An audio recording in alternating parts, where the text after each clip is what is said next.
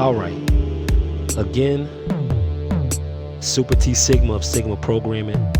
I just want to say a few things on why there will probably never be another Michael Jackson. It's going to be obvious, but when you hear what the underlying message is, it might point to some things of interest. So the still reigning king of pop, although deceased, still the current king of pop is undisputedly Michael Jackson. That's known. First thing is, he had writers. The decision of what to sing about came from the best writers of his day. This makes you head and shoulders above just about all your competition. If you got the right words, sometimes you don't even need the talent. Somebody had the perfect words for MJ to say. Second thing is production. He had the best music producers of that day. He had the best.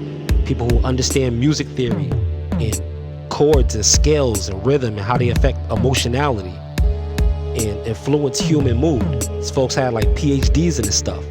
A lot of the team that was executive producing a lot of Michael Jackson's stuff. Third thing is his moves.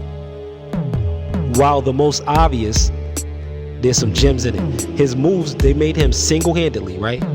Entertaining within a second-by-second basis. No performer in the history of music, probably even sports, before or after, has even rivaled the entertainment value of Michael Jackson. Being entertaining like in a second-by-second frame, move by move, second by second. You don't know what pose he's gonna be in. You don't know where he's gonna point. You don't know what kind of ad-lib he's gonna say. Michael Jackson's second-by-second entertainment value was like a constant set of new shocks to the central nervous system. And this is working magic. It's really high-level and low-level magic. And I don't mean low meaning lesser either. I mean lower in terms of influencing the physical plane directly. The king of pop. So it's dopamine overload. Because this level of entertainment is really going to exceed your imagination. Unless you're a little kid, your first time at the circus or a theme park, you're going to be expecting at least be breaks in the play. In sports, you're expecting a timeout. In boxing, you know they got to go to their corners eventually. So you get in this second-by-second entertainment on the level of a Michael Jackson, where every split second of him visibly and just sonically is gonna be head and shoulders unique to just about everything you've heard or ever will hear.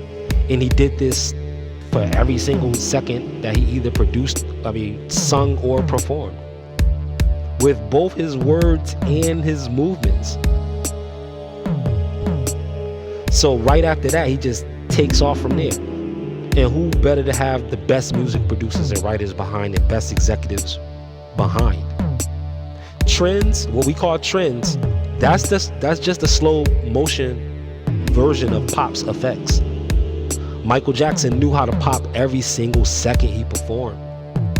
Even if he had to make sound effects in between the spaces of the music, he would use this. So that's the ultimate gem in this. Strive for second-by-second connectivity. This is a simple way to stand out. Simple, but not immediately easy. Second-by-second connectivity. Don't give up. Sometimes the solution is all about putting all the little solutions together and then rinse and repeat, rinse and repeat. Super T Sigma, Sigma Programming. Stay liberated and disciplined. And remember, strive for second-by-second connectivity, because that is really the shortcut to greatness. It's not the cheap way, but it's the quickest route to the top. Peace.